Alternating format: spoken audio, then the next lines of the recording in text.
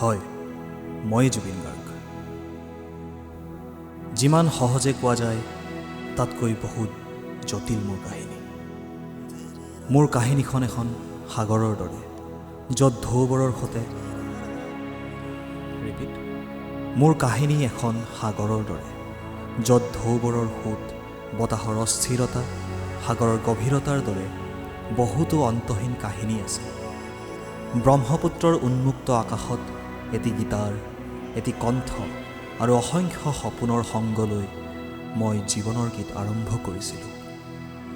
তেজপুৰ, যোৰহাট, ডিব্ৰুগড়ৰ পৰা নামনি অসমলৈ দেউতাৰ চাকৰি সূত্ৰে ঘূৰোঁতে ঘূৰোঁতে বুজি উঠিলোঁ যে গান মাথো কেৱল সুৰ নহয়, ই হৈছে প্ৰতিবাদ, বিদ্ৰোহৰ বজ্ৰনীলাত, প্ৰেমৰ নীৰৱ অশ্ৰু, যাত্ৰাপথৰ সাৰথীৰ স্পন্দনৰ অনুৰণ।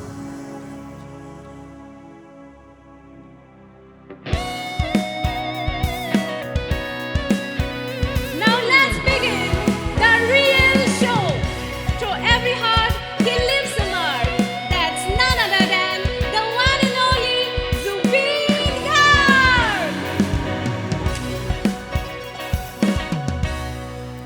You know, মই বেছি চিৰিয়াছ নহওঁ, নহ'লে পৰিৱেশটো বৰ গম্ভীৰ হৈ যাব যে। I am an artist, not a bloody নেতা। এই নেতাবিলাকে পলিটিক্স খেলি থাকে, but I only play with guitar and song.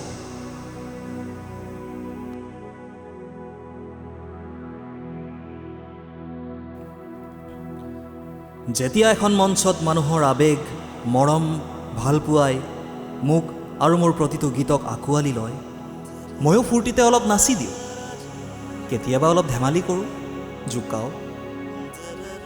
Hindi, Asomiya, Bengali, Chinese, যেতিয়াই যি মন তাকেই গাই দিওঁ, বিকজ মিউজিকৰ কোনো লেংগুৱেজ নাথাকে। কোনোবাই ভাল পালেও পাব, বেয়া পালেও পাব। ঘেণ্টা, মই কাকো খাতিৰ নকৰোঁ। এতিয়া আৰু বহুত গালোঁ, বৰগীতৰ পৰা লোকগীতলৈ, বিহুৰ পৰা ওজাপালিলৈ। এতিয়া আৰু সদায় গানেই গাই থাকিবলৈ মোৰ মন নাই। এতিয়া মই চিনেমা বনাম, য়েছ, অসমীয়া চিনেমা, অলপ নতুন ষ্টাইলত। অসমত আগতে কোনেও কৰা নাই, মই আনিম, তহঁতে চাব লাগিব দেই। চিনেমা হয় জুবিন দা, তুমি, তোমাৰ কাহিনী, তোমাৰ জীৱন সকলো যেন এখন চিনেমাই হৈ গ'ল, আৰু আমি মাথো ইয়াৰ নীৰৱ দ্ৰষ্টা। এতিয়া শুনা, আমি কওঁ তোমাৰ চিনেমাৰ কথা। তুমি বহুত কষ্ট কৰিলা নহয়, এতিয়া অলপ জিৰণি লোৱা।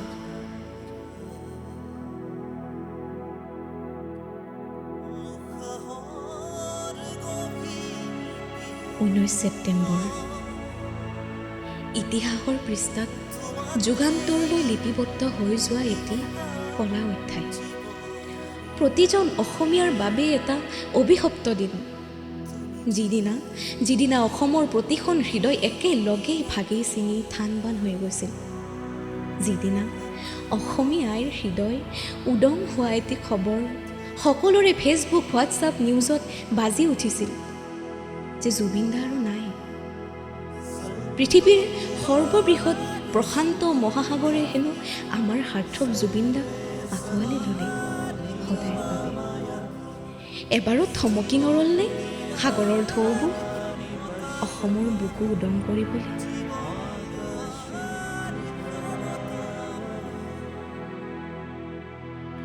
এতিয়াও বাজি আছে আমাৰ সকলোৰে কাণত জীৱনৰ আটাইতকৈ নিৰ্মম সেই বিশেষ নিউজটি যে জুবিন দা আৰু আমাৰ মাজত নাই। কিছু সময়ৰ বাবে যেন সকলো থমকি ৰৈছিল। গছ গছনি, জীৱ জন্তু, চৰাই চিৰিকটিও যেন বুজি পাইছিল অসমৰ সাৰ্থক আৰু নাই। আকাশৰ ডাৱৰেও যেন অশ্ৰু নিগৰাইছিল। নাই, এয়া কেতিয়াও হ'ব নোৱাৰে। কোনো এখন হৃদয়ে এয়া মানি ল'ব নোৱাৰে, কোনো যুগে কোনো কালে। দাদা, কিয় এনেকুৱা হ'ব পালে? ভগৱানৰ লগতো এনেকুৱা হয়নে? কলিযুগৰ দানৱবোৰ ইমান শক্তিশালী নে? ইমান সাহস নে? যিয়ে এটা সত্তাক এখন দেশৰ স্বাৰ্থত নোহোৱা কৰাৰ দুঃসাহ কৰিব পাৰে? উফ, বুকু বিষাই যায়। কথাবোৰ ক'ব খুজিও যে ক'ৰবাত ৰৈ যাওঁ। তুমি এনেকৈ আমাক এৰি সদায়ৰ বাবে গুচি যাব নোৱাৰা। এবাৰ গৰিমাবোৰ মুখখনলৈ চোৱা। পাৰিবানে তুমি ইমান নিষ্ঠুৰ হ'বলৈ? এবাৰ আমাৰ পিনে চোৱা। তোমালৈ অসমৰ আতলটোল মৰম নেওচি যাব পাৰিবানে পৃথিৱীৰ সিপাৰৰ জগতখনিলৈ? নোৱাৰা দাদা, নোৱাৰা। আমি তোমাক এনেকৈ আমাক মিথৰুৱা কৰি থৈ গুচি যাবলৈ নিদিওঁ। তুমি আমাৰ লগত আছিলা, আছা আৰু সদায় থাকিবই লাগিব। এয়া আমাৰ মৰম বুলি ভাবা, জেদ বা অভিমান যিয়েই ভাবা তুমি ভাবিব পাৰা।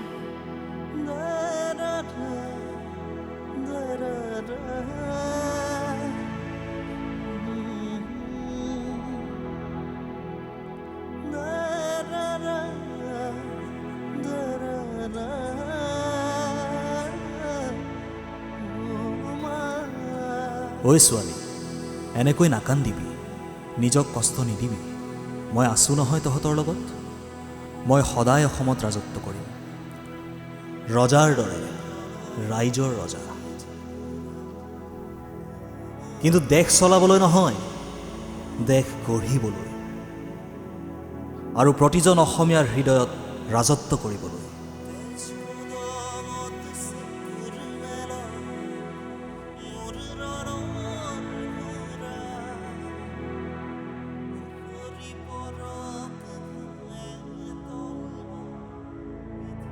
সিহঁতে মোক মেচিন বনাই দিলে। মাথো গান গোৱা, TRP ঘটা মেচিন বনাব খুজিলে।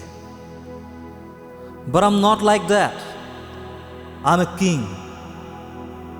মাৰিব খুজিলেই বুলি মাৰি নিব নোৱাৰিলে হয় ঘেণ্টা। বাট মেচিন সজাই জীৱন জীওৱাতকৈ এখন কোনেও ঢুকি নোপোৱা ঠাইত, য'ত কোনেও মোক বিচাৰি নাপায়, গুচি যাবলৈ মন গৈছিল, ভাগৰ লাগিছিল। বুজাবলৈ চেষ্টা কৰিছিলোঁ মই মোৰ ভাগৰুৱা কণ্ঠই। তহঁতে হয়তো ভালকৈ বুজি নাপালি,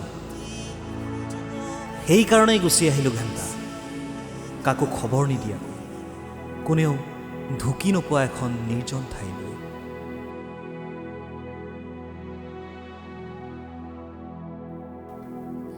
আৰু শুন, তহঁতৰ কাষত নাথাকিলোঁ বুলিয়ে তহঁতে একো বলিয়ামি নকৰিবি কিন্তু।